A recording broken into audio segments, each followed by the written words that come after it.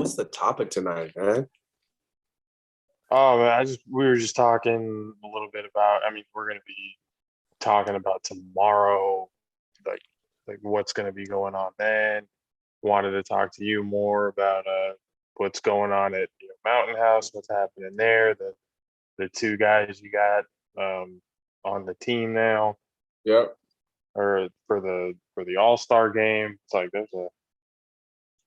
there's quite a few topics. Oh yeah. So Craziness is going down with friggin'. You see that thing that happened with Everson Griffin? no, I, The the former Vikings defensive end, like he had put out, like I think it was a social media post or something like that, waving a gun around inside of his house, saying like somebody was coming to get him. Apparently there was a shot that was fired, but nobody was hurt. And then I mean they got him out later with no problems. But people are starting to look at it as kind of like a whole mental health issue again, and people are connecting it with football and all that other kind of stuff, the head injuries oh, wow. and that comes with the game. So it's just kind of like, dang. And it's like, well, I mean, I'm going to be completely honest. If the NFL did a little bit better on taking care of the mental well-being of their players, Yeah.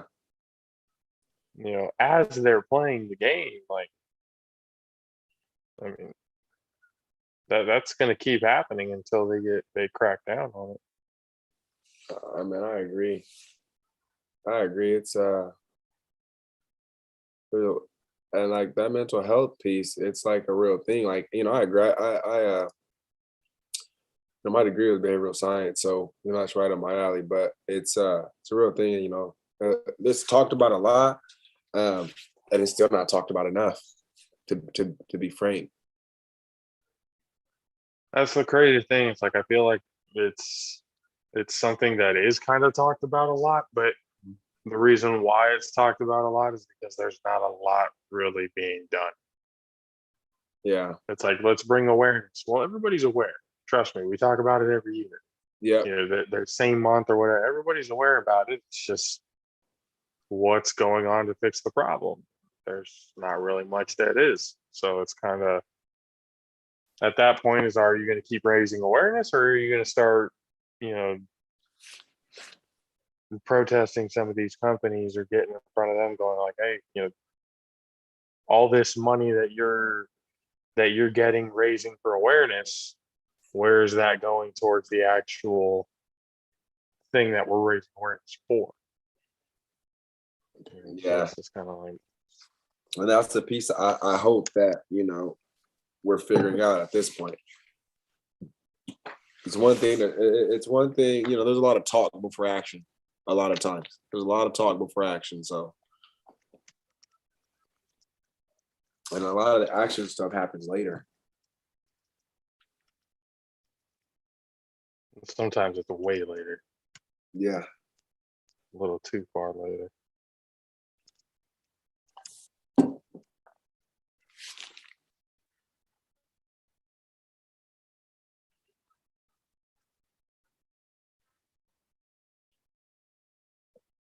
Getting this one, so we'll probably start a little bit before, and then Kenny will hop in at some point. No, it's all good. Hey, where's he from again? He's from Florida? He's from Where's Florida, from Lakeland. Got you.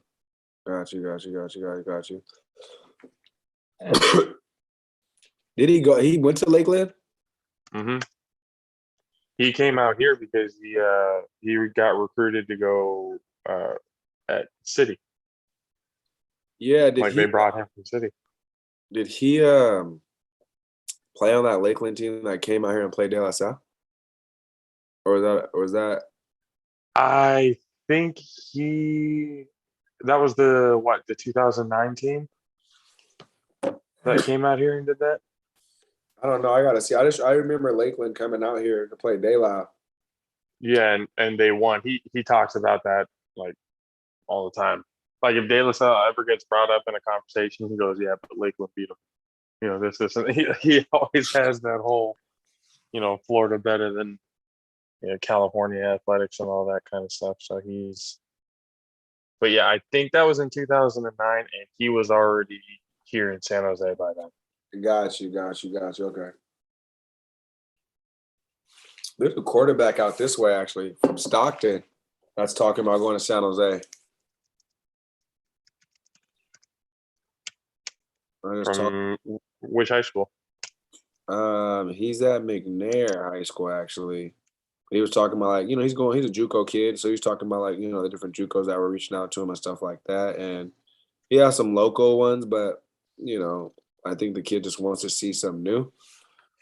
Mm-hmm. So thinking about coming out here to the Bay Area and going to San Jose. I told him, hey, I'm from San Jose, man. Let me know what you need. I see you a part-time job. I said, it's easy. I'll call somebody. I'll make it happen. I know how it is being a college kid. Need a little bit extra change, especially if you're renting an apartment with some roommates and stuff. And NIL's a thing now, so we don't gotta worry. We don't gotta worry about all that crap anymore. No, it's not. We'll figure something out. But no, seriously, like. Or was it the kid that y'all or that San Jose State signed from the JUCO kid from San Francisco? You said what happened? Safety. The safety. I just seen that today. Yeah, I saw him. I was like, ooh. That's another big signing. Nah, that's huge, man. That's huge. What's going on, brother? What's up, Jabari? How you doing? Man, it's your world, baby. I'm just living in it. Not even a little bit. Especially what you're doing out there at Mount House. Hey, man. Man, we making it happen. We got some work to do. Well, we hit full stride, man. So I can't complain. We got to keep working. I hear that. We just I hear that. Let me start this off. My apologies for being late. It's all good. I knew the reason why. Yeah. It's a good thing that they have those things, though, right? No, the guy, when I got inside, the guy said he's like, we just got the shipment like 10 minutes ago. The truck just pulled out. So they were unloading. Like everybody was basically in the back. It was only one person in front. It was a long line. Yeah. Damn. Well, you got it. So that's good. Yeah. All right. Let's start. 5, 4, 3, 2. What is going on, ladies and gentlemen? Welcome again to another episode of the All Pro JAFFOs, where we bring you the highly elevated sports talk for the highly elevated sports fan. Big episode with big announcements coming today. But first, alongside me, of course, as always, the 6'10" beast from the Southeast, Mr. Country K. Konnichiwa, people. And Mr. DJ Matt 6 will not be joining us today, but the man you have seen and heard from him before on this show, big time friend of this show, always welcome to be on here. Mr. San Jose himself, now making himself Mr. Mountain House, himself making the high school, turning that high school into something that could be somewhat of a powerhouse, I guess you could say, coming into the near future. Everybody, please welcome again Mr. Jabari Carr. What's up, man? It's been a little while since you've been on. Yeah, I know. It's been a while. I mean, that means I've been working. Oh, trust me. We know. That's all We've been keeping in touch. We've been following on Twitter and everything like that, seeing how everything's going, and it's really awesome to see nothing but good things. You're doing good things out there, man. No, absolutely. Now I got to roll out the red carpet for you guys. Get you guys to a game next season. And we're trying to look for anything and everything to be able to go out to and get some of these kids and stuff like that exposed. Because if it is one thing that at the next level in college, and if they happen to make it to the pros, one thing that they are going to have to deal with is media, and if they have to go through us first to kind of get their feet wet a little bit, no problem. No problem at all. We have no problem helping people out. Most That's what definitely. the main thing of the show is. Want to help people out when we can, but entertain while we're here. So right now you've got two kids in, was it a wide receiver and correct me if I'm wrong, a defensive end that are being featured in the Bay Area Cali Classic?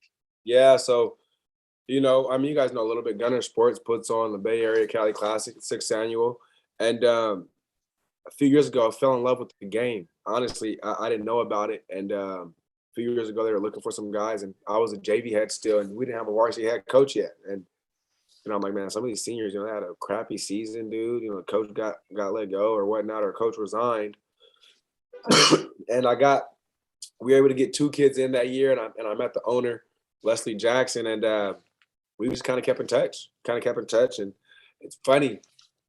We talked a little bit about me building Mountain House and things like that. I don't know what's going on with my lighting, but our last game of the season, out of nowhere, she was on our sideline. And I was like, all right. I saw that picture and everything that she took with you that last time.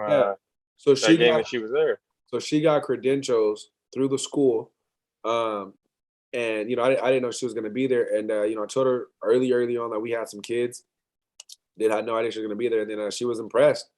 And nominations went out, and two of our guys got chosen. And Dexter Francis, the third, who's our receiver DB. Most kids, I want to play basketball. I mean, a kid, you're 6'2". Yeah, you have some good size, but as a hooper, you better be averaging 30, 40 points a game. And he's come along, fell in love with the game, fell in love with football. I mean, I think he was like, most of the season, he was like top 3 in the state in picks. Since we didn't go to playoffs, I think some people have got a little further out than him. I think he's still like top 5 in the state in picks. He had like 8 this season. And then, the kid had, 700 plus yards as a receiver. So he was first team all league DB, second team receiver. And then Matthew Andrade, the other kid, the O lineman, D lineman, his parents wouldn't let him play a year ago because of COVID. So he missed his junior season. He missed those 4 games. And that kid just came back with a vengeance. It was unanimous. It was unanimous that he was first team all league on both sides of the ball. He was O-line, D-line. He was first team, and then he was the defensive lineman of the year for our league.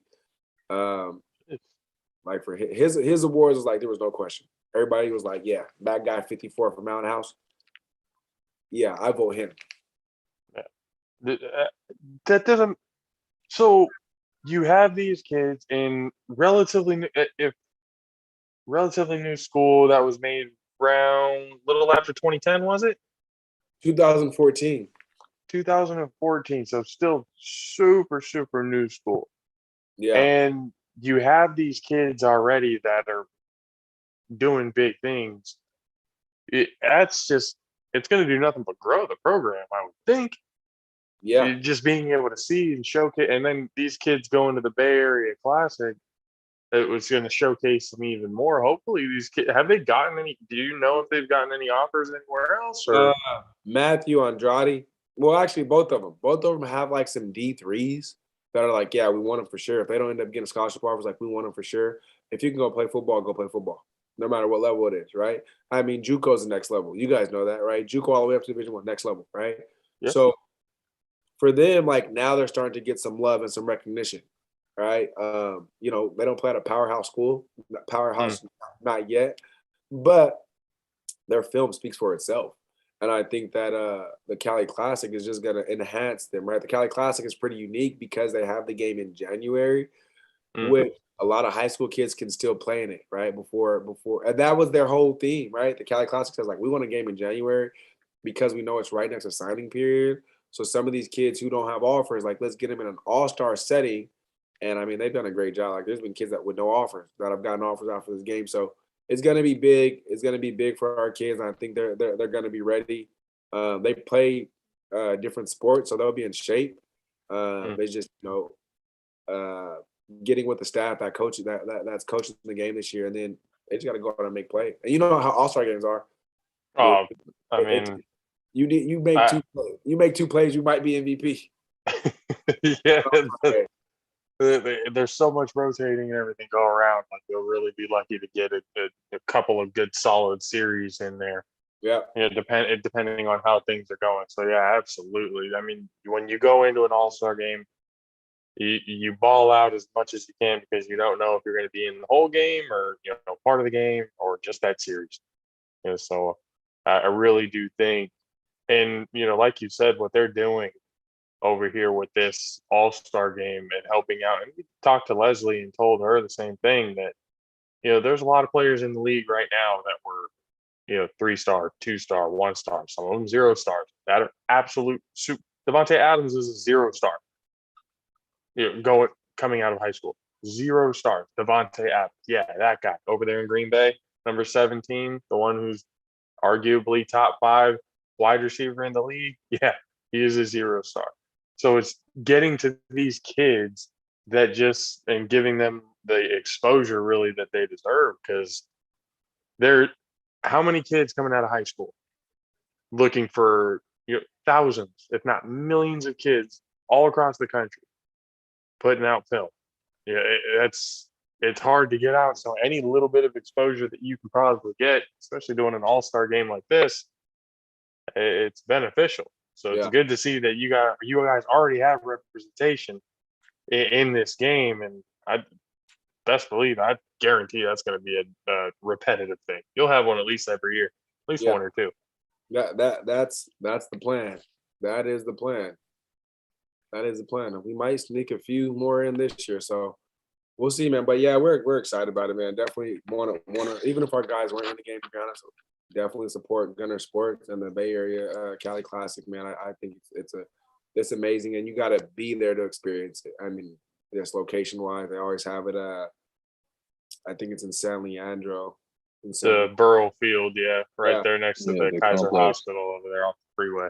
Perfect location, neutral site. It's amazing. It's big too. It's got a really good sized venue. And she said even last year it was almost like standing room. They had a lot of people there last year for that game. And this is only the second year I remember that Leslie told us this is the second year that it's Bay versus the Valley. Before it was just in the Bay Area. Now they're extending out to the Valley. That's what she had referred to it. I was like, oh snap. I was like, okay, so this concept of the kids coming from the Stockton area, out Mountain House, going out towards the Valley, they're getting featured in playing against these kids from the Bay. And I'm pretty sure I looked at the score last year and the Valley was really, really good. Yeah. Again, it's the Bay last year. Did So she tell you who coached that game last year on the Bay side? Dude, you gotta look up who coached that game. I know JJ Stokes was one of the coaches. Hold on. Like, They got JJ Stokes? She had Hold on like here. She's withholding information. Leslie, if you're watching or hearing this, I'm talking to you about this. I'm gonna text her. Hold that information. We can't just hold. Yeah, JJ Stokes as a coach. What the Bay Area Cali Classic coaches. And then the Valley staff, had the staff from Edison. So you had like Lavelle Hawkins coaching. She knows what she's doing. Yeah. That's what I mean by she's well connected for sure. She's definitely, man, and we talked to her going like, obviously nationally you see the Under Armour game, the Army game, that kind of stuff. But usually those are kind of for the 4 or 5-star kids. You don't really see a whole lot. We were telling her we can definitely see something like this going coast to coast for the purpose of those kids who aren't the 4 or the 5-star, but they'll still be able to get that national recognition type of I was Yeah, like, that could be something definitely within the next 10 years if done correctly, and exposed correctly. And we want to help out as much as we can yeah, and I with mean, that. What she's doing is incredible. like you see what she's done so far, right? Like just it used to just be a Bay Area game, right? Even extending it to the Valley, right? I think this year she said like the Valley team is going out as far as Folsom. So you're gonna go from Mountain Oh House, man. you're gonna go from Mountain House to Folsom to Los Baños to Modesto Series, Turlock, Patterson, right? That's the Valley team. And then the Bay Area, you know how big the Bay is. So I mean, pretty soon she's gonna have to start having like multiple games.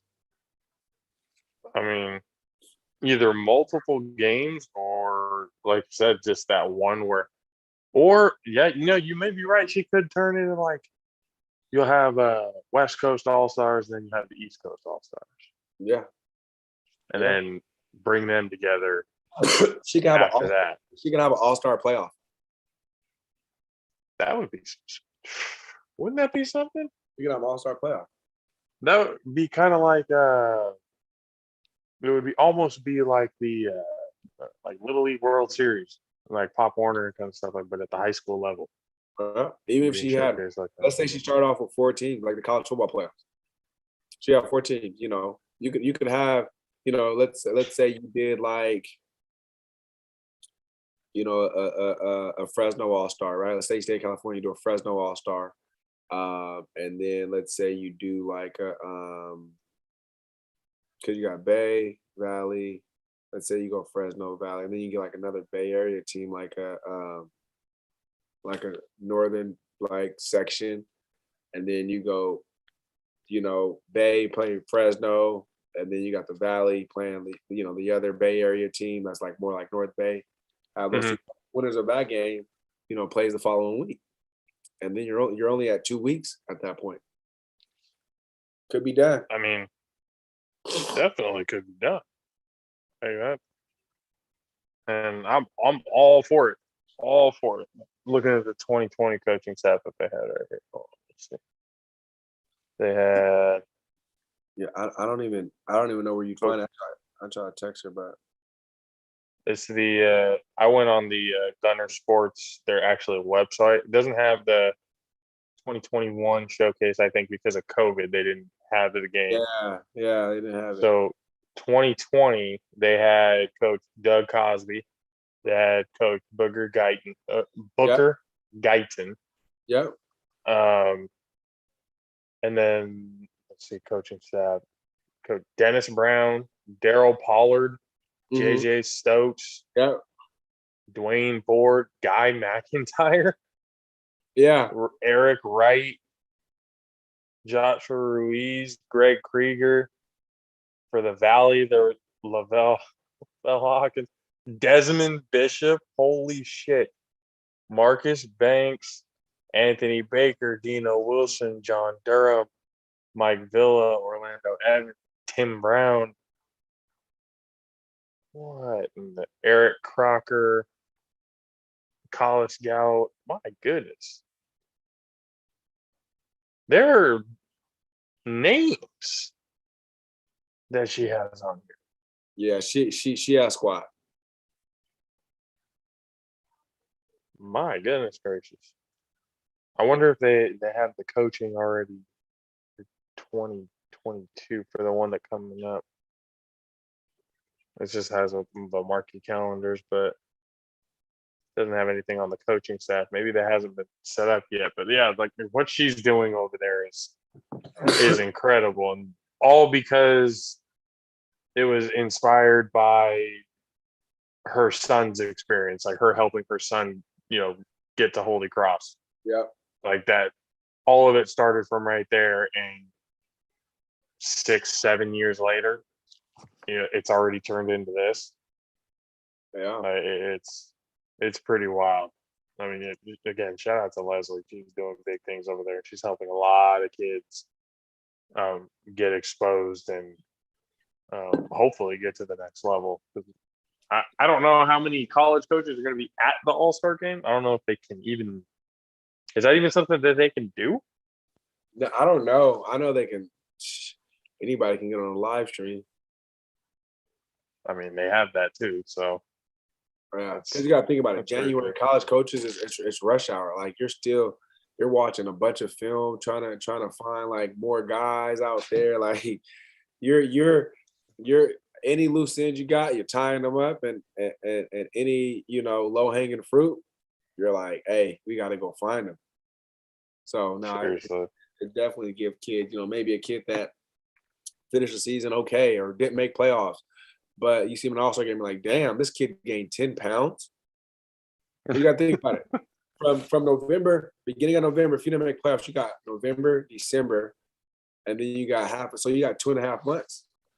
Imagine a kid not making playoffs, but had a great season, but not making playoffs, and he's like, he's like, hey, I'm gonna go for 2.5 months.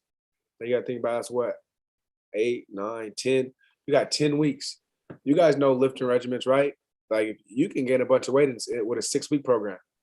So you're giving somebody dang near double that. So now you see a kid who doesn't have any offers but gained, let's say 8 pounds. A little bit bigger, a little bit faster, a little bit stronger, and then you see him. And then all-star game, you make 3 plays. I was like, well, damn, I liked him when he was skinny, but now he's 10 pounds heavier and he can move. Yeah, that tells me that guy's been working because 2.5 months ago his season ended. Yeah, it's work ethic. Yeah, for sure. We had talked to Asi Bailey. Right, I keep saying Asi for some reason. Yeah, I Asi don't know. It's Bailey. He's a DB over there at Chabot. Oh, okay. So we're talking to him a little bit and like his experience, like at the JUCO level, and how he balances out because he does music. He's a rapper and everything too. He even dropped a little bit of a verse for us that was fast and clean, and like I was like, oh shit, this kid's got options. Like, he can do, so we're just telling him, being able to balance that shows other coaches and stuff like that too, because you can put that on a resume. Yeah. You can put that on. You're like, hey, I do this, because the more things that you can show that you can balance, the more coaches are going to love you, because that's literally what a college schedule is all about, is balance. From 6 o'clock or earlier in the morning till 10 o'clock at night, you are on a schedule. So it's like, if you can be able to balance that, that looks good for them. So it's being able to kind of get these kids to understand that, balancing and doing things and stuff like that, it's good for you.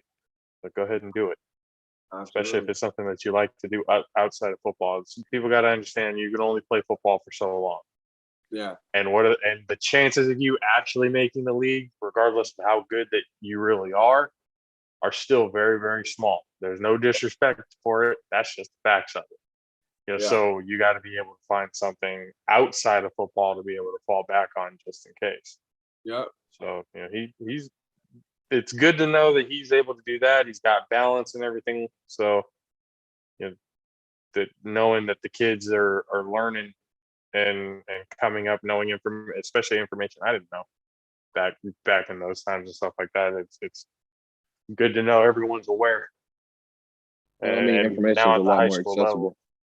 Oh yeah, information is a lot more accessible now with internet, and I mean, you got coaches like Jabbar here that went through that system, went through that program, so he has information that other people don't have. So when you had coaches that never went through it, and they just helping you out, and they trying to learn, especially saying like it's a big difference. You know what I mean? He went D1 out of high school, like he played ball. You know what I'm saying? Like he did all of those things, so it's easy for him to be able to talk to his players and be like, hey, this is how you stay focused. This is how you balance it. Like, you know what I'm saying? Like, I was a top player in high school at a top high school. This is how we did it. This is how we do this. This is how we do that. Like, you just got to stay focused. You know what I'm saying? Like it's understandable, and it's very easy to translate that message when you've been in those shoes. So. And you can tell they look up to you, Bar. You can tell they look up to you like big time over there, because I'm already started. Like I started thinking about it the other day, because when we agreed that we would talk today, I started thinking about it, going, what if?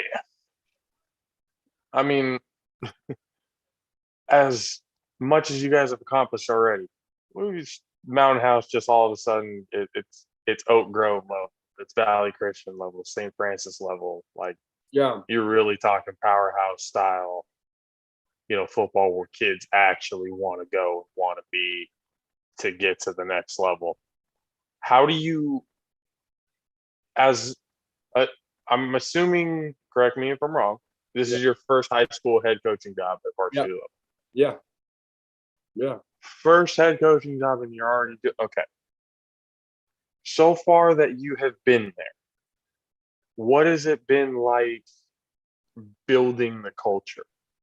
What's it been like having to think of, all right, this is going to be a long run thing. Like we're going to have to like really, if we want to be successful, every year, not just the year that these good group of kids are here, and then never again, to be successful all the way down the road. What is it that you and your coaching staff that you guys talk about to be able to get that culture to where it's at, and man, if not better? So so Country K just brought up a huge point, right? He talked about information being accessible, right, with the internet. And it's super accessible. But one thing they also need too is accessibility at their fingertips, right? Accessibility on campus. So who better than the people who have kind of lived that, right? So one unique thing about us, right? And this isn't to brag or anything, but I guess you could take it as bragging. But one thing that like is just God works in mysterious ways. Our coaching staff, high school coaching staff, usually we got 2 levels, right? So you got 4 JV coaches, 4 varsity coaches, right? So myself, I played at San Jose State University, right? I was a non-qualifier athlete. So I kind of went through, the ringer. I've been a non-qualifier, having a prep school, things like that. So I've seen that, right? I've seen it from the perspective of, I've had to grind earn scholarship, right? Our defensive coordinator, Lonnie Walker, he's older than me. He's from the South, right? He's from Birmingham, Alabama. He played college football at Grambling. His head coach, why am I shooting a blank right now? So why am I shooting a blank? He played for God damn, I'm shooting a blank. The Hall of Fame coach coach at Grambling. Why am I shooting a blank? Rob, I'm shooting a blank. Anyways, he played at Grambling, right? And he played at Grambling. Doug Williams was there, and for him, he also played at the Division I level, right? He won a SWAC championship. He went to playoff. He went to FCS playoffs. So that's 2 coaches, right? 2 coordinators, the varsity level, who play college football, right? Played at different times. He's about 8 years older than me, 8 to 10 years older than me. Played at different times. This year we got NJ Follow, who played at University of Colorado, right? He went to Intercom out in SAC, played at University of Colorado. His younger brother plays at USC right now, plays tight end. Oh, Eddie Robinson. Leslie's tuned in. She just texted me. So Coach Walker played for Eddie Robinson. Appreciate you, Leslie. So he played for Eddie Robinson. So you got to think about Eddie Robinson when he was at Grambling, the body of work, right? So he was there during that, right? And I'm gonna get to the point you asked me. So you got NJ Follow, who played for my college head coach Mike McIntyre when he went to Colorado and took over a Pac-12 team, right? And then we also got Dominic Harrison, who played at Tracy High, played at Contra Costa Junior College for Coach Alonzo Carter, right? And then played at the University of Oregon. And then after playing at the University of Oregon, his last year, his grad year, he played at Southern Oregon, or he played at Western Oregon. So here's a guy who went JUCO, played at Tracy, played locally, right? And then he played JUCO ball for Alonzo Carter, who's a GOAT, right? And then he went to the University of Oregon, right? And after that, he went and played at a D2 school. So those 4 coaches all played Division I football. And they've all been through different cycles, right? NJ was a 4-star athlete, went and played Pac-12, right? I was a non-qualifier, learning disability since I was in the first grade, had to overcome some stuff. Lonnie Walker, the same, right? He's from an area uh, with a lot of talent, Southern, things of that nature. And then Dominique, local, he's a local guy. And even on that JV staff, man, we got Jalen Ratliff, who played at Sacramento State. He played at St. Mary's High School. Jason Diaz coached varsity ball for 15 years. And then we have some coaches who have coached a long time. So when it comes to the information, right, with building a program, you want to make sure that you have, this is what I feel. You want to make sure that you have people, first, you don't want to be the smartest guy in the room. You don't. If I'm the smartest guy in the room as a head coach, something's wrong, right? And I learned that from a lot of coaches. A lot of coaches said, hey, you don't want to be the smartest guy in the room. And I'm like, what do you mean? Like, I'm the head coach. I got to be the smartest guy in the room. They're like, no, you don't. If you're the smartest guy in the room, something's wrong. Who's going to match your energy? Who's going to bring you new ideas? So one thing that we've done a great job at is understanding that our experiences are going to be the best teacher tools. And then we always open it up to meet our kids in the middle. So another thing for us, when we got the job, none of us worked on campus. None of us worked on campus. Now I'm on campus full time and Lonnie Walker's on campus full time, right? A lot of these powerhouse schools, like you just said, right? Look at the powerhouse schools. Look at how many coaches are on campus. Right. Especially at the private schools, right? Almost everybody might be on campus. So you're able to hold student athletes accountable. Right. When it comes to the information piece, they're getting information from you, not only as a coach, but as a mentor, as a big brother, as a father figure. So you got to make sure that your lives are in order outside of just coaching, right? Like you can't be a guy who parties every weekend, play college ball, and just expect to show up and coach guys, right? They're looking at everything you do, right? And most coaches have social media, although like, you know, at our school, we don't follow our guys on social media, things like that. We're not allowed to, but they can see that, right? So you have to carry yourself in a certain light.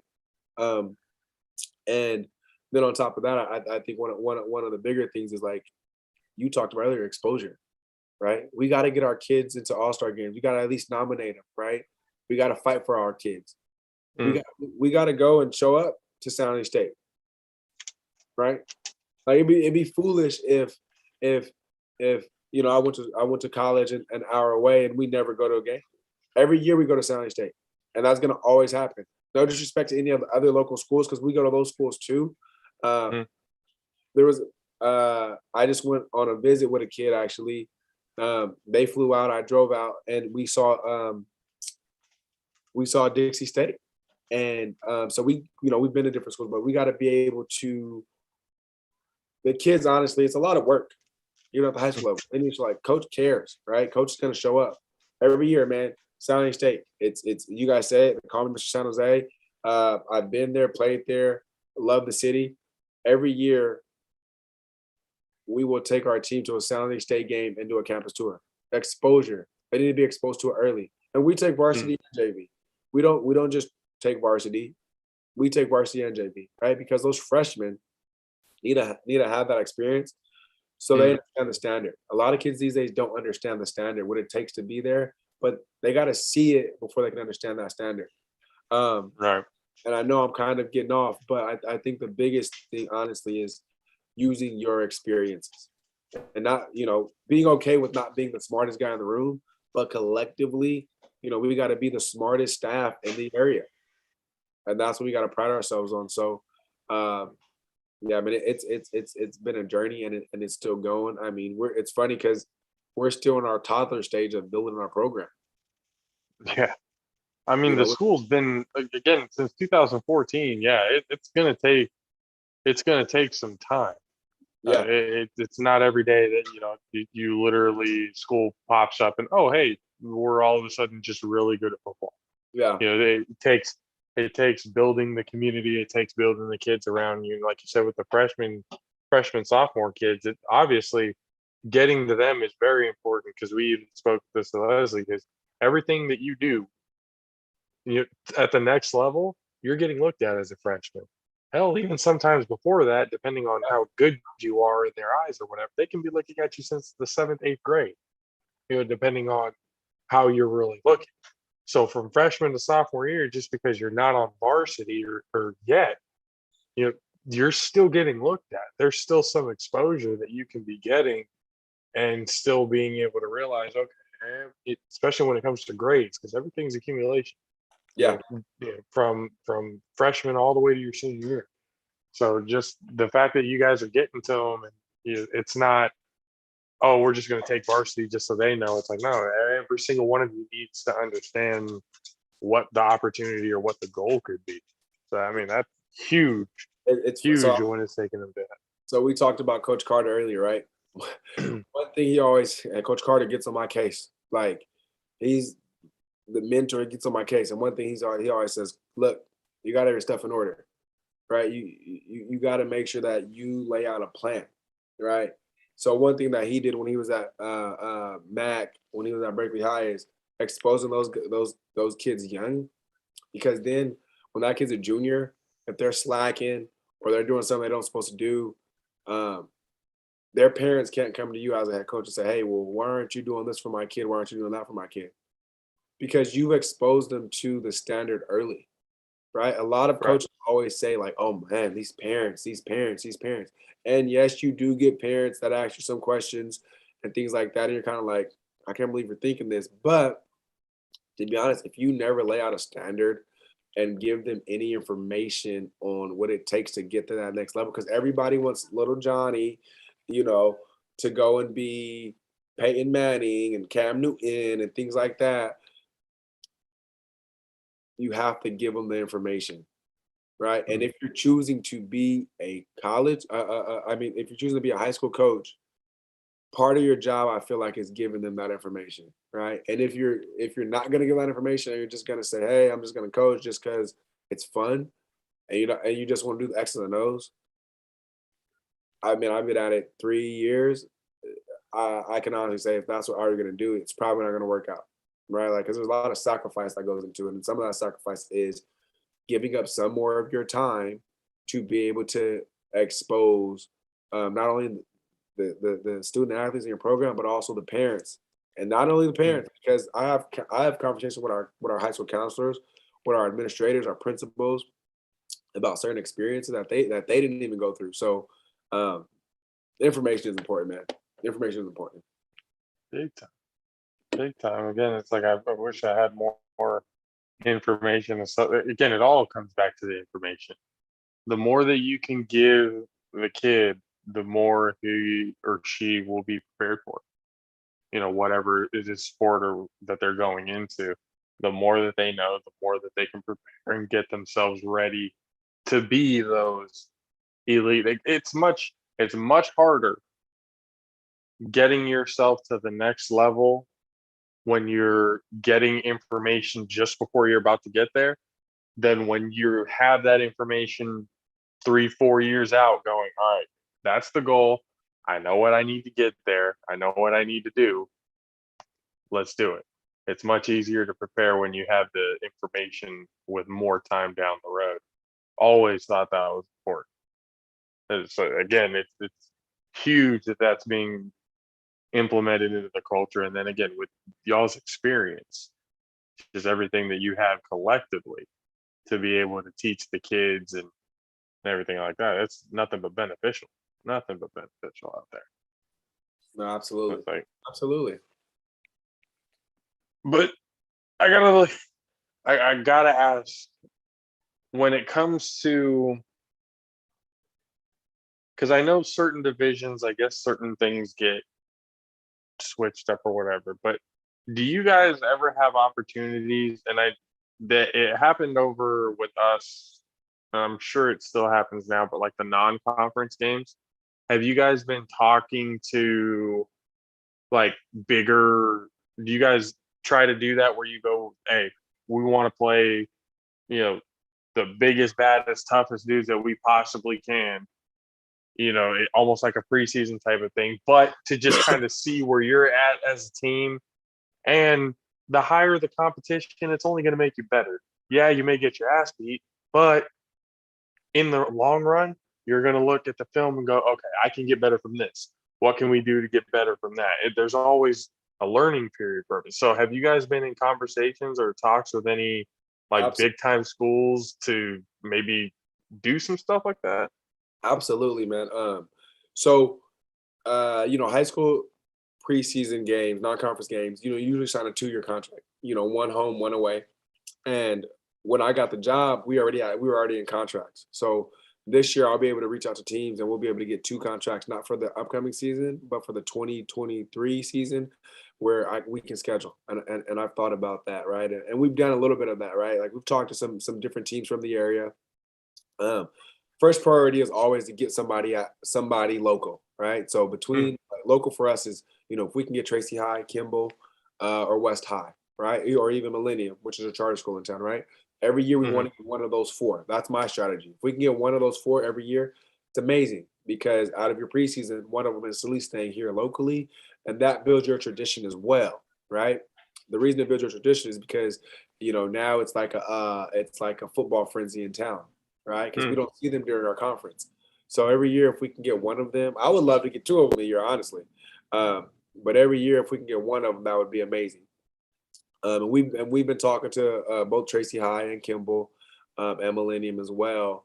And then also, like you said, you want to get one of the big baddest teams in the area, right? To see where you're at. So for us, last year, one thing I was able to choose was who we scrimmaged, right? Mm. So um, I called Coach Howard, who's over at Lincoln High School, and I said, "Hey, you guys got a scrimmage. We got head coaching jobs around the same time." And he said, "No, we don't. Like, hey, like let's connect, let's get together, and like let's get it going." So he had a scrimmage at Lincoln last year, and it was Mountain House, Lincoln, and McNair out of Stockton. And that was kind of Okay. our like, hey, we're gonna go play some of the baddest dudes. As you look at their roster, I mean, they got think I think their running back's a 3-star, might even be a 4-star, committed to University of Arizona. They have a corner who just committed to Fresno. Don't know why. Should have went to San Diego State, but hey, everybody's preference. Um, and then they have some underclassmen guys that are like 3-star athletes. So it wasn't a coincidence that we went to Lincoln scrimmage. Like we asked, right? Yeah. We asked. I said, "Hey, I want to get into a scrimmage. Can we go to your scrimmage?" And there were some other opportunities to go other places, and those scrimmages are fine. But if we plan to build the way we want to build, we got to go and play the best. And I thought, right after a season that was, where we only got 4 games, perfect time to do it, right? The scrimmage, a lot of times I think that scrimmages are slowed down a lot, right? Because you're Mm. running a set of plays versus like just getting the game and getting hammered, because that happens too. Um, Yeah. been there. So the scrimmage setting was perfect. And we'll go back to their scrimmage this year. And I think for our kids, for them to see that, right? Because to be honest, Stockton's a hard place to play, right? Like Mm. the talent out there is exceptional. So we would definitely want to choose scrimmages. I mean, heck, we almost went to Pittsburgh scrimmage. And the reason we didn't go to Pittsburgh scrimmage is because they start playing a week before or a week after we play. So we were even Mm. talking about going to Pittsburgh scrimmage. People thought I was nuts. You're gonna go to Pittsburgh scrimmage? Yeah, it's a scrimmage. Why not? So Right? it has no effect on the record whatsoever, and you're getting your kids exposed to the top talent in pretty much the entire state, or at least NorCal at minimum. If So it's like, if why our wouldn't you want to have that exposure? if our kids want to be those kids, we gotta expose them to it. If our coaching staff wants to be a good coaching staff, we gotta go and coach against the best. If our program wants to be a really good program, we gotta go up against the best program. Right? It's just like if we're on, we're on Zoom right now, Mm. right? You got Google Meets, you got WebEx, right? All those companies are going to go up against each other, right? So it's iron sharpens iron, which is a coaching terminology that's used all the time. And I mean, you got to go against the best to be the best. So we have had those conversations with some different programs, and we are looking to get some of those top teams. I think for us, it's motivation during our off season as well. When Mm. that the first game is going to be against a tough opponent. I think it kind of. I mean, any opponent is gonna make you have some motivation, but I mean, we all play the game. We know how it is, right? If we're like, hey, hey, we got Lincoln scrimmage, guys better be ready. It's a little bit more Yeah. motivation, right?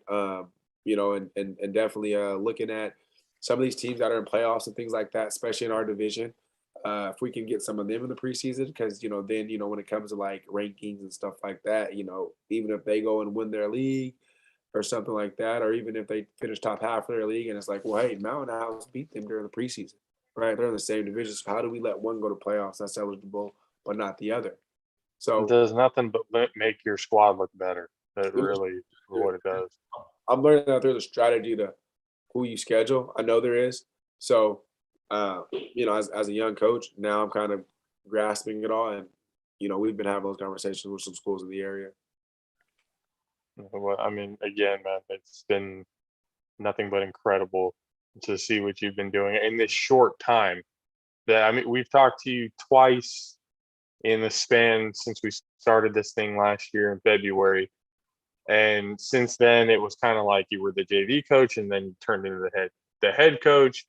And in this short period of time, you've already gone to a level where a culture is being built. The foundation is being cemented in right now.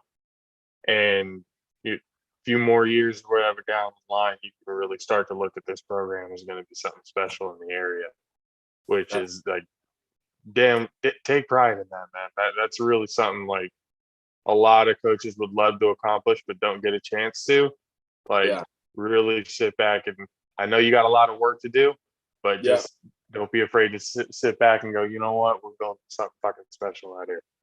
Yeah. It's something nice. Appreciate that. So I got to get you now to San Jose State. We're gonna be at the game tomorrow. We got our media credentials and everything.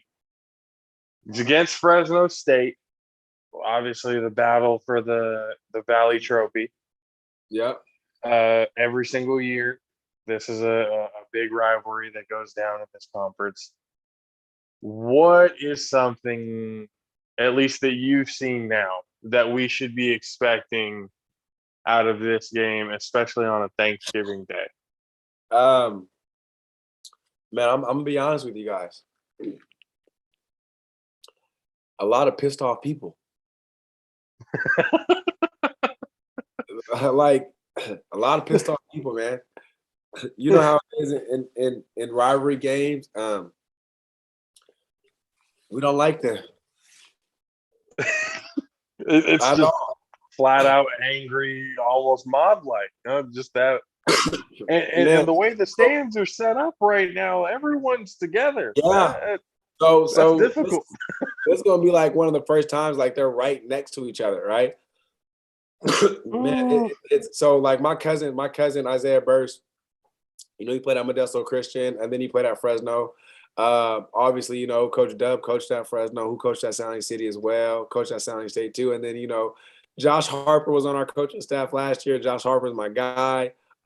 Tay, my dude, right? Like we all played against each other at the same time. So, we always got these bets every year, man. Like, hey, if we win, you got to say San Jose State's the best on live or something like that. So every night, like before the game, we always text each other, man. So it's a true rivalry, man. It really is, and it's one of the most exciting games, man. I think it's one of the most exciting games in college football.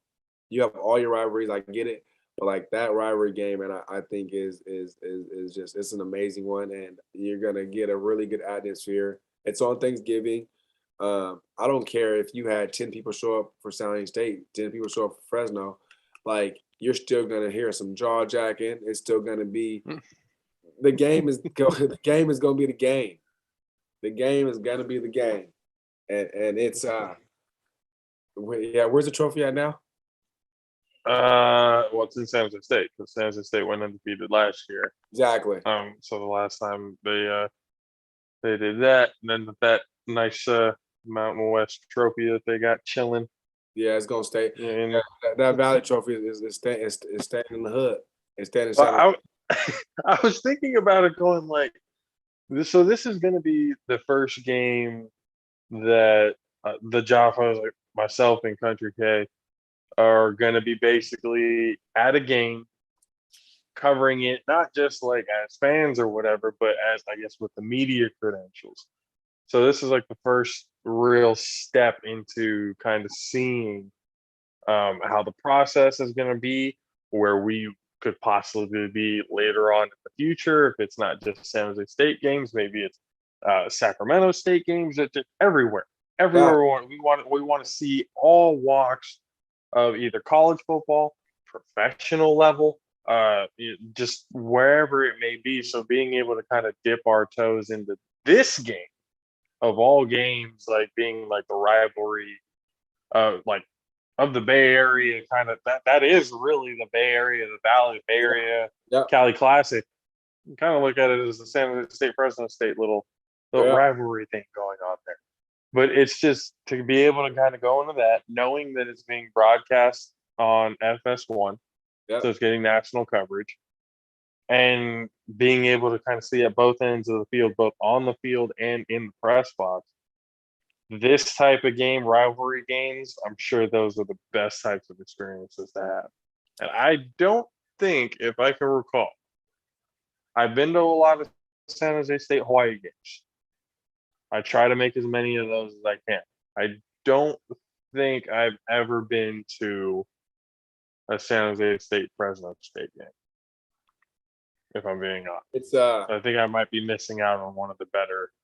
I mean, I always thought San Jose State and Hawaii was a pretty, big rivalry. The fans and stuff. I remember sitting on, right in between that spot where like the stands at that one point used to be, where all the visitors would sit, and having that, and then those fans going back at it. I always thought that was a big, pretty big rivalry. But hearing about Fresno State and San Jose State, it's like, well, there's an actual trophy involved for this one. Yeah.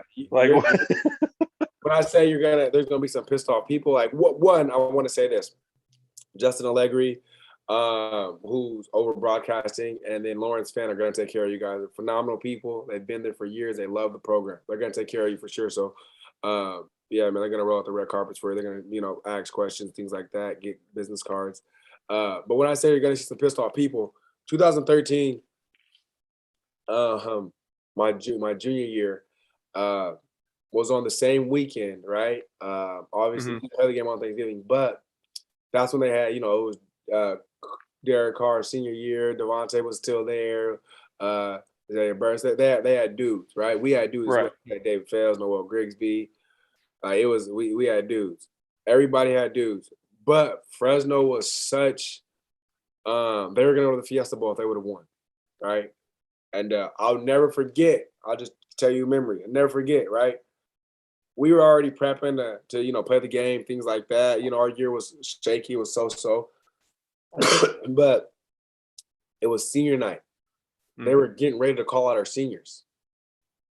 Dude, the Fresno team cut our seniors off, and ran in front of our seniors. Everybody was like, what? And at the same time, they ran onto the field. Fresno fans, all the Fresno fans are walking in. So it was a sea of red. Kid you not. And you know how you announce the seniors and you go back in the locker room. Like we had dudes go back in the locker room that were so pissed off like that, tears coming down their face. It was and they were literally like, I don't care what firepower they got. There's no way we're losing this game. That game was like 50-something to 50-something, and Keith Smith ended up having this crazy interception at the end of the game, picking off Derek Carr on a route to Devontae Adams, and we won the game. But it's like when I say that's how disrespectful people get. Like our seniors are about to be called, and Fresno ran out in front of them, and it's like everybody wants to. Who would have thought? Everybody wants to basically show hey, we here to play. So you'll see some little stuff that's might not seem like a big deal, but it's all a big deal, bro. Like it's That running in front of the scenes on this shit. That's a no-no. If you better be 100% certain you are going to steamroll this team if you were going to be doing some shit like that. Because other than that, you better understand.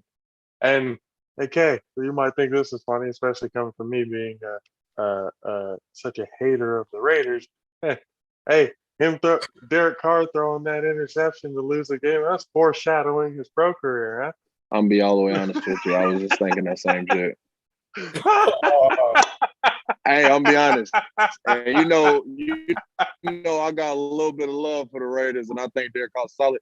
And that year they have in Fresno State, they was solid. But I was like, yeah, that checked out. That checked out. hey, but look, hey, the throw wasn't bad though. Keith Smith, right? He played. So obviously Keith plays fullback now in the league, right? Keith is with Atlanta, yeah. So he plays fullback for the Falcons, but he played linebacker all of college, right? And we used to make fun of Keith and like, cause you just a football player, bro. Like you don't play no other sports. He's like, man, he's always like, man, I can play basketball. Like, I got bounce, bro. You ain't got no bounce. But seeing the picture, you can Google it. Seeing the picture of him jump up there, cause y'all know like Tay, right? Like Tay's a dog, like through and through. Like Tay's the dude. So like to see like Keith like literally reach up, like he was falling backwards and kind of pick. Like to be honest, I think if it was any other player backer that was there, like Tay would have caught the ball. But like Keith Smith was just such an athlete, he made a hell of a play. To be honest, and Carr didn't make a bad read. That's probably the only time I'll say he did. Well, he made the right read because it was in our favor. So that's neither here nor there. He was on 31. Yeah, he was 31. 31 at that time. I'm trying to see if there's. I just typed it in. Trying to see that Keith Smith SJSU pick on FSU. Yeah, it was a crazy game, dude. Probably one of the most memorable games I've been a part of. I'll have to look for that picture or whatever. Oh, yep. I'm looking at it right here. I see you just full on. You could just look right up. In front of the Just look up. Just look up, bro. Oh, yep, you got it in your background. There you are. You already got it there. You already got it there. There we go. That's up in the production value a little bit. That's foreshadowing for sure. Hey, so since we're on topic, San Jose and Fresno, that's how the nickname Mr. San Jose was coined. That's where it came from, that game? Again, not that specific game, but we went down to Fresno my freshman year, and I don't know if it was Justin, but one of the broadcasters, we did a fleet flicker. And I ran like I was blocking the safety, went upfield, and you just hear, San Jose, Spartan score, something like that. It was like, Mr. San Jose himself. I never heard it because I'm not listening to it, right? I'm in the game. But like a year later, they were talking about it. Like they kept saying, Mr. San Jose, Mr. San Jose. I'm like, what? Somebody said where they got it from. And somebody put one of the coaches, Charles Clark, actually pulled me into his office. He's Charles Clark is corners coach, DB coach over at Memphis now. But he put me in his office. He was like, yeah, this is where we got it from. And it was on our radio broadcast. He had said Jabari Carr, Mr. San Jose, and that's how it was coined against Fresno. You guys notice I'm only talking about the good plays, right? No. Doing that for I was gonna say I'm like Bart. I was like, I got love for you, and I got love for the team, but it was not always, it was not always, roses on the other side of the field. It was, to be very honest about it, it's kind of similar to what Keith's going through right now in Atlanta. No disrespect. It was some tough sledding. It was some hard fall games, but we kind of know the outcome. Like, to be honest. So I mean, so this game, are you going to be there tomorrow? Oh, absolutely, 100%. Oh, Some of our guys are coming. So, man, I'm trying to get some of our guys. Well, we got some good guys, man. We got some guys that are offer worthy. Mhm. So one thing I tell them, man, you better show up when you can show up. Mhm. It's an hour. It's an hour away. It's good to be Well, seen, man. It's good to be seen, especially on Thanksgiving when a lot of recruits are gonna be at home chilling. If you oh, want to recruits that show up, yep, I'm just for saying, sure. it's good to be seen. So we'll be able. So we'll see you out there. We'll be able to connect with you guys, But yeah, talk more, and everything else like that. That's gonna be it. I'll be in the building for sure. It's gonna be nice to get down. I haven't been down to a San Jose State game in a little while. I wanted to go to when they played Nevada over here in Reno, because that's about like an hour and a half away from me here at SAC. So I was like, oh, maybe go out to that game. Didn't able to go to this one. So now that we had the opportunity to go to this one, I was like, all right, cool. Had to run it by the wife. I was like, I know it's on Thanksgiving. We weren't doing it, but this opportunity came up. Can we do this? She's like, oh yeah. So I'm gonna drop her off with her sister, and it'll be me and Kay over at the field from then on out until about 5 o'clock or however long it is we're gonna be there. But it's gonna be a fun time for sure. I'm the atmosphere, especially knowing a rivalry game. The atmosphere is going to be something special. I know that. Yeah, I man. like being a part of those games. Those are always fun. It always is, man. It always is. You'll be in the press box with the winning team, so you'll be all right. So Hey, I'm talking. I mean, shout out to Mr. Fan. This whole process, Mr. Lawrence Fan, talking with him, Legend. through this whole thing. I mean, shout out to him. I mean, it was great conversations and stuff like that. Just trying to get down to getting their credentials and stuff like that. But he was saying, like, I guess in the press box, you couldn't, you had to be neutral. Like, you couldn't root for either team or something like that. And I'm looking at it going, I'm like, that might be difficult. Might be a little bit difficult, but we're gonna have to restrain ourselves. We gotta like slowly, like just a small, subtle. Anytime like San Jose State scores or something like that. But I mean, Yeah, again, I've never really been in that atmosphere, so that's gonna be pretty interesting. Lawrence is really professional. He's about his business, right? But you cheer in your head. Just don't think out, just don't say it aloud. But Lawrence has to do his job. He does it well. He's been at San Jose State for years. He's a legend around there. Yeah, he was was it 500 games Consecutive? Is that what it Yeah, was? that was that consecutive. It just happened this year too. They recognized him and everything. That's why I remember the name from that when I was, when Leslie gave me the number to contact him. I was like, wait. I was like, this is the same guy that they just recognized for like consecutive games or something. I think it was like 500 or something like that. Long time that he's been there. So pretty good. And then got to talk to a little bit with the director of football operations. Ben. Yes. Ben. Talk to him a little bit, Yeah. as well. So it's I mean, I have no doubt. I have no doubt that they take care of us and everything else like that. But it's just the opportunity and seeing everything from this point of view. It's pretty cool.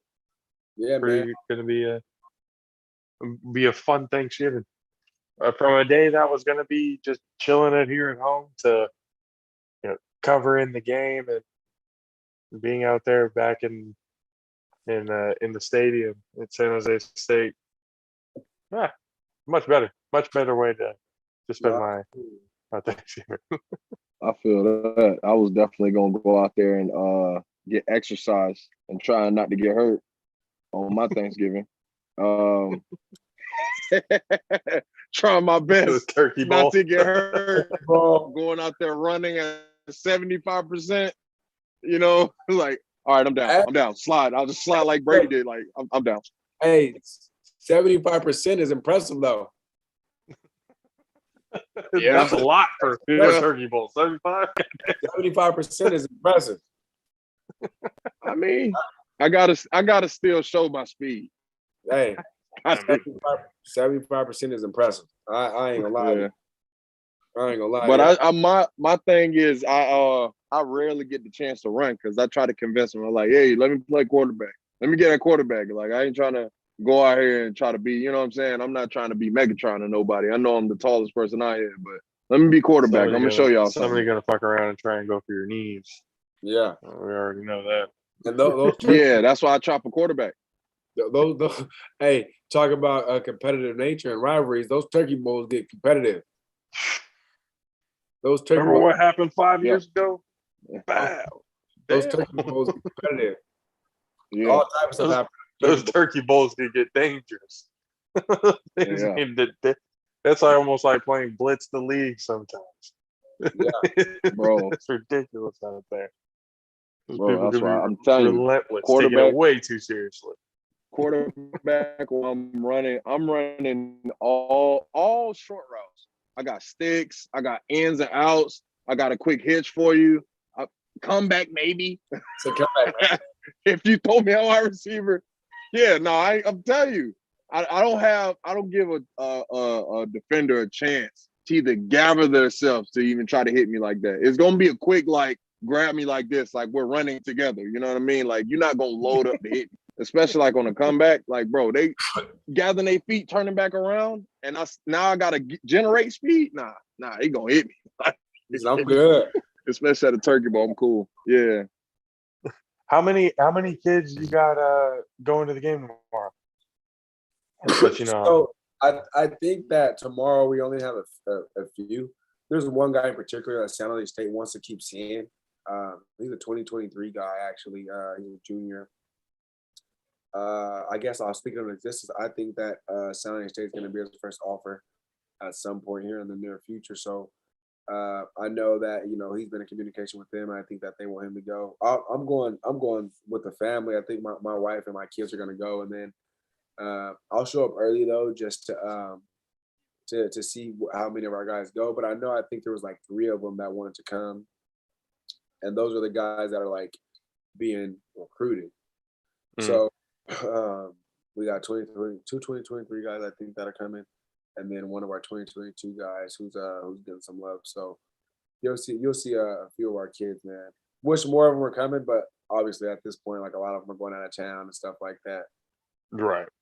I mean, still, man, the fact that you got kids going there and getting that exposure and everything else like that, it's nothing but positive vibes. And I'm glad you were able to hang out with us today and get to see you tomorrow. Glad the family is doing well.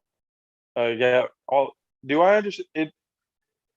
I don't know if this is correct. Please correct me if I'm wrong. There's 2 with a third on the way. No, third is 2 months. Oh, wow. Behind, man. 3 already? Woo! 1 girl, 2 boys, and we're good. We're done. We're done. It's like no more. Done. 3 is it. 3 is it. Yeah, my wife talked. She was like, "Hey, this is it. This is it. We got everything we need, man." So it's a blessing, though. It's a blessing, man. Things are good. I appreciate you guys having me on again. I'm always a fan, man. Well, I'm family to the show. You know what I'm saying? For sure. Yeah, man. I'm excited to hear after the game tomorrow kind of what you guys need to experience, man. I think it's a pretty big deal, and I'm glad that the university that I attended is will be a huge milestone, a huge turning curve in what you guys do. I'm glad it's San Jose State, to be honest.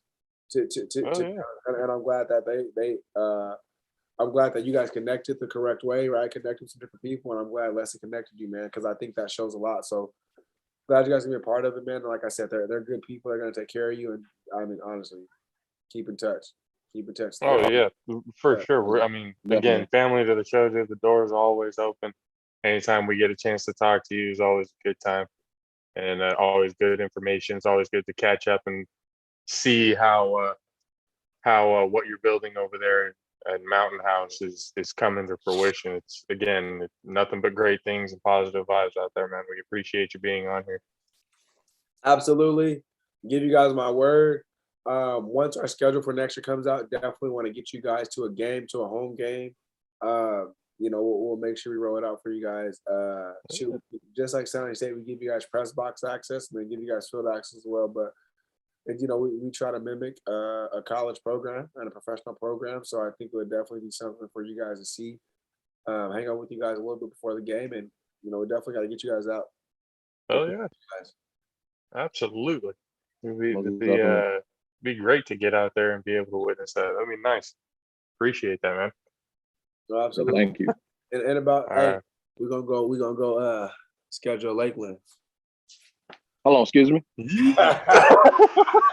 Hey, look, I tried to let him make it because I'm like, look, even in y'all hate that y'all couldn't mess with the L, but we gonna leave it at that. Hey, I'm not gonna lie, that is a clip. That is a clip because I was in my gratitude mode, and he said, "I'm like, hold on, what?" So wait a minute. Excuse me. Excuse me. I know you just say what you. I know you just did. Huh? Hey, he said he wanted to play the best. I mean, Hey, no, for real. Lakeland's still up. Lakeland's still up. Matter of fact, I ask home all the time. A lot of my high schools are getting up right now back at home. So it's glad to see a lot of different programs doing exactly what Jabari's doing in Mountain House. Like everybody's starting to push the competition. You know what I mean? yep. Yeah, It's man. always good to have competition. It's always good to have these kids having another spot that they can be able to go in and really run this home. You say this is from me, say this is from us, or whatever. Really run this home. What these kids have done with you, I mean, obviously with the coaches, but the kids are out there doing the work. Have them understand that what they're doing is building what they're going to see when they get older. Yeah. When this high school becomes Powerhouse Mountain House, when it becomes that, when that name becomes a thing, they're going to be able to look back on that going, we helped start that. We helped build that. Really run that home with them, because the more kids can really think that they were involved and built something, it does nothing but wonders for them. So from us or whoever, however it is you want to do it, just really run it home that they're just as much a part of it as the coaching staff. They're just as much a part of that process. 100%. Appreciate you, Jabari. Appreciate you guys. Have a good one. Hey, I'll see you All right. actually. See you in less than 20. Oh yeah. All right. Yes, we will see you tomorrow, ladies and gentlemen. tomorrow. Once again, Mr. San Jose himself, Mr. Mountain House head coach, Mr. Jabari Carr. We'll see you tomorrow, man. Have a good one. See ya. Always good to talk to that guy. Always good to talk to him. My man tripping about the And Lakeland. That was I my thought only about it too, critique. going like, I thought about going, you said the best, but then I'm like, but here.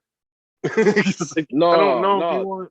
Because that'll give them a different experience. But I mean, Lakeland came out here and played De La Salle, and they definitely gave them a different experience. Before you actually came on and we like officially started the show, he asked me he's like, where you played? And I said, from Lakeland. He's like, but he's like, that's the Florida team that came out and played De La Salle. Was it in 09, right? 09, yeah. Yeah, that's what I told him. I was like, in 09, that's when Lakeland come out and beat them. He's like, oh, okay, that's. He's like, you came from there. I'm like, yeah, you came with like the Pouncey twins, and, Chris Rainey, all that kind of stuff. You like, that's a school, that's a squad out there, for them. So, Yeah, and I was one of the rejects. Yeah, I'm joking. I was one of the misfits.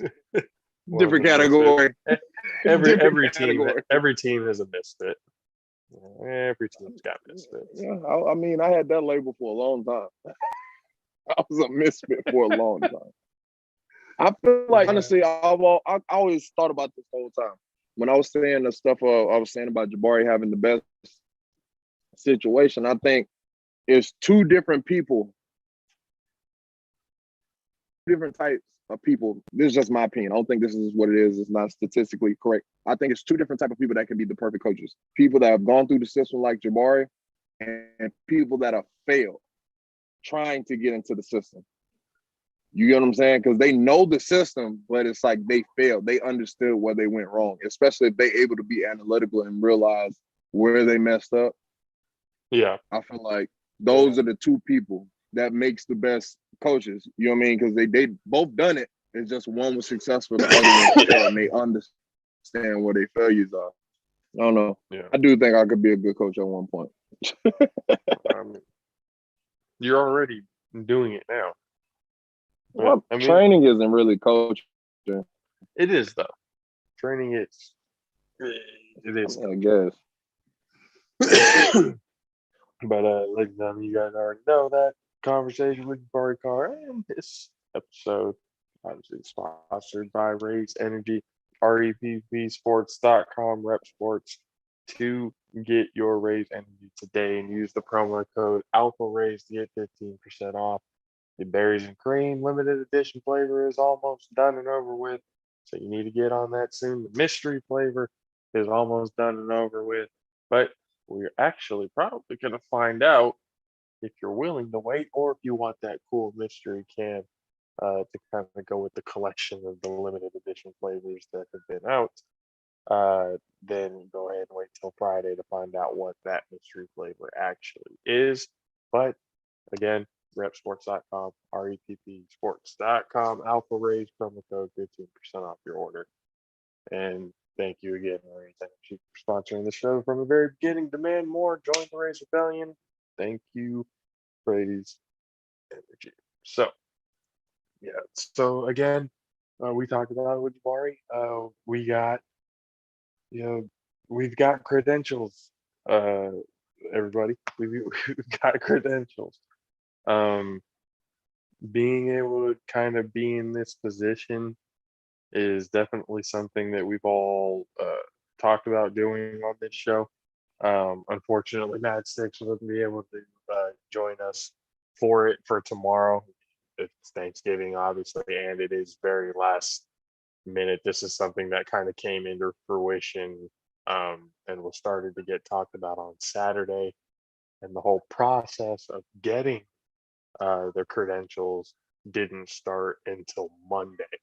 So literally from Monday till now is the whole timeline that it's been to get these credentials to be able to be in this position. Obviously, we've had help for these incredible people that we've talked with, building blocks to get to this point. So it's really cool to be able to get there tomorrow, to have Thanksgiving at San Jose State versus Fresno State rivalry game. Be able to in the press box and on the field, getting to experience both sides, and then bringing it to you guys, the JAFFO Army, so that you can be able to witness and see just how much goes into a football game being broadcasted and being reported on multiple outlets, whether it's social media or anywhere else that you get news. Nationally televised game on FS1, so that's really awesome. So you get to see a nationally televised game, not just a locally televised game being done. So that's going to be another aspect that we get to witness. But it's going to be fucking fun time. I'm glad it was able to get done and it was able to happen, because there was a second there that I kind of thought I wasn't too sure that Mr. Fan was going to give us the credentials. I wasn't too sure because of the fact that we were so new, and he hadn't really heard about it or anything else like that.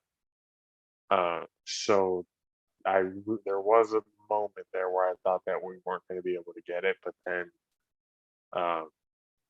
he called me and let me know that he gave us the pass, or gave us the the credentials for us to be able to be a part of the entire media process of a college football game on Thanksgiving. So who knew that our first announcing thing? I mean, I thought it was not announcing, but our first like media coverage, announcing whatever it may be. I thought it was going to be at the Bay Area Classic, but now we're already stepping into D1 football on how things are going on there. That's pretty fucking exciting, man. I'm excited for this. Like, I don't even know if I'm gonna be able to sleep tonight. We're gonna leave the house here no later than 6 o'clock in the morning. I really You want better to go leave to at like sleep. 5. I really want to leave at like 5 or 5:30, but it's like I can work on like 5-6 hours of sleep. I can work on that. I've done that before. I'm not worried about that. It's just Yeah. a matter of like being like we got shit to accomplish tomorrow. But then again, I have to stop and think, or like kind of not think, but like say to myself, This is class. just have fun with it. Yeah. Like the whole point honestly, is the whole point of this is we're not necessarily trying to be them. We're not necessarily trying to be what like in the press box, what they do in there and everything else. At ESPN, hey, what working for them, obviously what's working for them. But we're looking into doing something different. We're looking to something, bringing a completely different aspect to the world of sports. So I it's completely kind of agree. like oh, I don't have to be like, I've got to be on these guys' level. It's like, no, I don't have to be on these guys' level because we're trying to create our own level. Like No, it's not even. So here's what I mean about class. I mean about class as in you have to. So in order to be able to change, in order to be able to change something, you got to know what's already out there. Like you got to know what's the standard to modify things for you. You know what I mean? So you can make your mark. You got to know what the standard is. So Right. being able to see a production as far as the game and stuff like that, you get to see the standard. Granted, it's not like we had an Alabama Auburn game, you know what I'm saying, or Florida State Miami game or Oklahoma Texas, but it is a smaller rivalry game. You know what I'm saying? A smaller, you know what I'm saying, a smaller conference rivalry game, but you're still getting the top media, and it's a holiday game, so it's getting most of the attention. You get what I'm saying? You're getting most of the attention because that the NFL. I'm gonna be honest with you, no disrespect to Mr. Goodell and all of them that put the games together, but all these games is horse shit this year.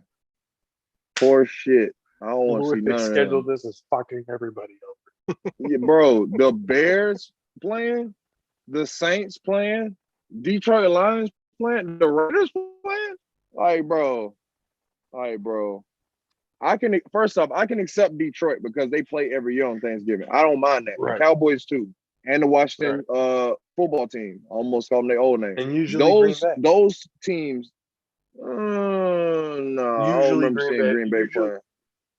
I used to remember. Come out when Brett was there. I don't remember seeing Aaron Rodgers play on Thanksgiving. I'll be honest. I don't remember not one game Aaron Rodgers.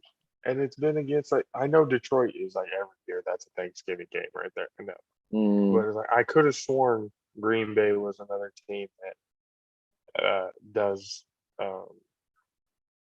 Actually, I could be wrong about the Raiders. The Raiders might play on Raiders don't play on Thanksgiving every year. They don't? Okay, so that's what I'm saying. It's like, and you got the Saints playing? Come on, bro. Like, think about this. You had the Saints, even when Jameis was healthy right now. Like, the Saints with Jameis Winston leading is the game that you want to see on Thanksgiving? No. That's why we're over there at San Jose State. So we get to work with that. Trying to figure out whether I should ask you, let's use your computer, or I'll just take my laptop. So fuck it. I mean, oh man, I was gonna bring mine anyway. I'll bring my computer everywhere I go. Oh, okay. That thing be with me. That thing be with me like my underwear. I'm telling you. I'm I telling you. just thought about something. You actually just brought it up when you started mentioning all the different rivalry games. What is our something that we can turn into like later, whether it's later down the road or whatever it is, Well, that we could start hype up the getting rivalry. like what? You said hype up the rivalry, or you? My bad. Let me let you finish because I don't know what the fuck I'm talking about. I'm saying like we can turn like it into we go to the different rivalry game, like whichever, like if it happens at another week or once every other year or whatever, we just go to a different rivalry. This year it's like San Jose State, Fresno State. Uh, Next year it could be USC, Texas, UCLA, Oklahoma. I want to see that. or Texas, Texas, Oklahoma. I Oklahoma. gotta see that game. Yeah, I gotta Texas, see Oklahoma. that game with you right beside me.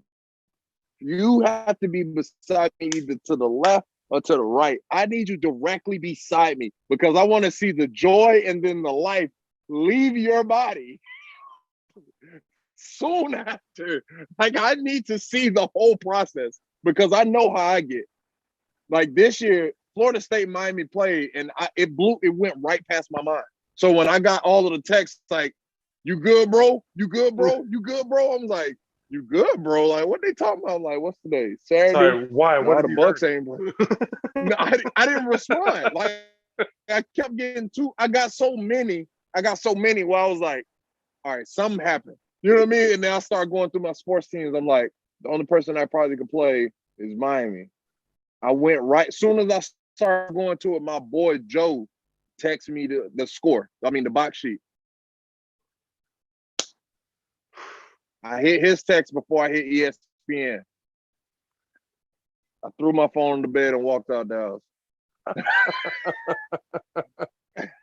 Right. That was and the during, way we lost. and that happened during the bye week. That's why I said it was a rough 3 weeks for you because Tampa had got that loss. They had the bye week, but on that bye week, Miami lost to Florida State. So I knew that one was going to sting just a little bit for you. And then the week after that, Tampa comes back from the bye week and loses. That's why I keep telling you that it was a rough 3 You've weeks. been saying it. I know, and I've been trying my best not to acknowledge it because I don't accept this loss to Florida State. Florida State lost to a D3 school. So what does that They mean lost to a about you D3 school guys? and beat us this year. Because, all right, first off, let me ask you a question. Would you rather be in Okay. Tallahassee or Miami? Would I rather Let's just say be it like in this. Tallahassee or in Miami? Let me go ahead and give you a little bit more stipulations to that question. Like, okay. You're a college player. And right now, college players are getting paid for their likeness. So, back to my former question. What place would you rather be with money because you're getting paid for your likeness in Tallahassee or Miami? Granted, Tallahassee is a party city.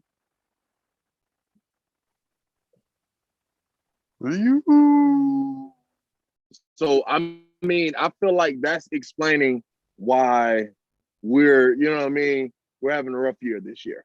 I think that's kind of what it is. You know You're what I mean? having a rough year. These fucking guys. Are you kidding me? Holy shit. Oh yeah, your we got special the team coach, Alabama. your special We team got the coach is Alabama married to a offensive stripper. coordinator. We got the special team coach that's married to a stripper. We've got a head coach who, just because he was the offensive coordinator at Alabama, they thought, oh, it's going to turn Texas. Hey, the other guy, he may not have been great, but at least we were going to bowl games winning. Herman may not have been the best coach, but we were going to bowl games to win. We had a chance. We beat Oklahoma with Sam Ehlinger at one point with Tom Herman. Okay, we got fucking embarrassed against Oklahoma this year when we were beating that. We pulled an Atlanta Falcons against Oklahoma this year. We went on a 5-game losing streak to shit squads, to people like, I don't know, Kansas, fucking Kansas. Okay, this is what I'm trying to tell you, how fucking bad it has been as a football fan for old Hold on, pause. me. Pause. Okay. Pause right quick. So you hate Kansas, right? Yes. Okay. Is Yes. this needless to say? It's not like Oklahoma hatred, but I wouldn't even really say hatred why because would it's you not always give been Baker Mayfield that respect for when he did Kansas the way he did them? hold Or on, just hold on. a Here's what little bit. All right, when go I ahead. say that it was like Kansas, I mean it was like we lost to Kansas, who is one of the worst fucking college football teams in the entire country. In the entire country, they're great at basketball, dog shit at football, absolute dog shit at football. Okay, so when That's we messed get up. beat by them, we probably fucked up on our coaching decision. Okay. And that's why I said it's a horrible time to be a football fan, mainly me, because I'm dealing with a fucking college team that pisses me off every single fucking week.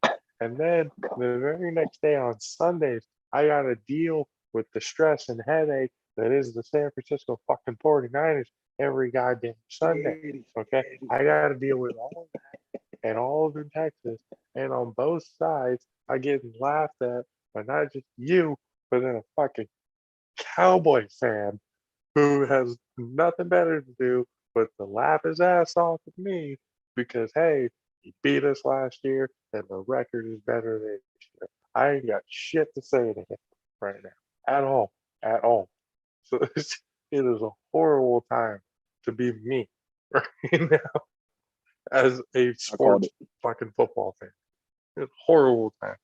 And then on top of that, hey, Yahoo Fantasy, fuck you. Fuck your grade. Okay. We're over Told you. here having a contest with our listeners with a fantasy contest that whoever can beat us in fantasy football will win $100 and a secret prize. Now, I draft my team. Yahoo Fantasy tells me You finna dip I'm out? gonna go undefeated this year. They say literally undefeated. And not only did that happen, Matchsticks fucked up royally by trading me DeAndre Hopkins for OBJ. And now I'm in ninth place right now. 3 wins, ninth place. And I still, within these next 4 weeks, still have a possible chance on making the playoffs by getting the sixth seed because the next four people ahead of me, their record, they're only ahead of me by one game, maybe two. I'm one of those guys. And you're I'm one of one those of guys. those guys. Yeah. Yeah, I, you're not going I low. hate when I hate when I have to play against you because it's like I need you and me to win so that we can take up more spots less than people to do. Now I got to deal with the fact that you're what? What's your record? 4 I think I'm 4-6 or 4-7. 4-6, 4-7. I'm 3-6. No, I didn't. Am I playing you this week? I don't know. I haven't looked at it. But I saw Lamar Jackson's back, and I forgot to start Devontae. I literally could have won this past week if I'd have started my players because I never went back and started my people. I could have took people out, did all that stuff. Like I had like 4 people out, like they were just out. I still could have won though. That's the craziest mess. I just didn't start people. So that's kind of my thing. I just totally forgot. But as far as that, I'm pretty sure I'm gonna be able to get past 6 seeds. So you might make it. I'll be able to climb because, That's what I'm like I saying. said, And yeah. even Yahoo this week, even after losing, because Kier had a death squad against me last week. He had everybody and their mama basically drop 30 points for him before the last player for him came up. I think it was already like 163 or something like that he had already put up. He body bagged me. But even Yahoo came back and was like, there's still time to rally. Don't you fucking think I know that, Yahoo? Don't you fucking think I know that? The amount of injuries that have happened to my squad this year is reminiscent of the 49ers last year. It's the amount, everybody's gone. Everybody's gone. And all the guys I drafted that were supposed to take me to the promised land, that were supposed to win me a Super Bowl, that were supposed to win me a fantasy title, all gone. All gone. IR, hurt, can't stay healthy, game time decisions. Yeah, exactly. Exactly that. Yep. So the people at home could see. Yep. Hey, Matt Yeah. Six better be glad because this is a good one. This is a That good is a one. He very better be good one. glad he's not here. Why does he low key look like the money? No, I was gonna say It's Amani Zeke, but Shumpert they does put the look. modified the face. Do you remember? Do you remember the guy that went viral? This the guy that went viral was talking about the cats dying on the street. He was like, "Oh me," he said, "My boy me meow, meow meow." You remember the meow meow about the cat being laying on the street? It was like an alley cat. He was like, "Oh, my boy meow meow dead." He's like, "Rest in peace, my boy meow meow." He used to do that face about the cat. Oh my gosh, you need to see that. You gotta see that. My boy meow meow. You're gonna have to send that to me. That sounds ridiculous. You're definitely gonna have to send that to me. It's hilarious. That's old. It's pretty old, but his face is definitely memeable. Yeah, that's a great one though. This one right here, this is a good one. Like holy, Tell you, you where did you make this one or somebody else made this one? no, I didn't make it, but I saw it on my one of my other teammates' page, and I was like, I'm still in this. I'm still in this.